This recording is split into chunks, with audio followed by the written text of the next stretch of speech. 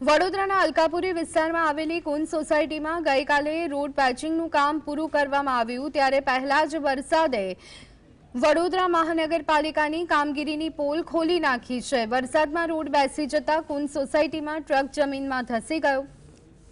વડોદરા શહેર કોંગ્રેસ પ્રમુખ ઋત્વિક જોશીએ પાલિકા પર હલકી ગુણવત્તાની સામગ્રીનો ઉપયોગ કર્યાનો આક્ષેપ કર્યો હતો।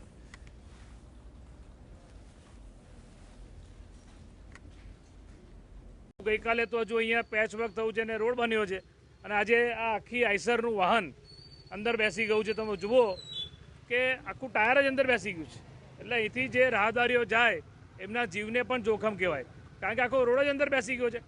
આપણે જ્યાં ઊભા છે આ અલકાપુરીનો વિસ્તાર છે, કુંજ સોસાયટીનો એકદમ ક્રીમ એરિયા અને પોજ વિસ્તાર કહેવાય।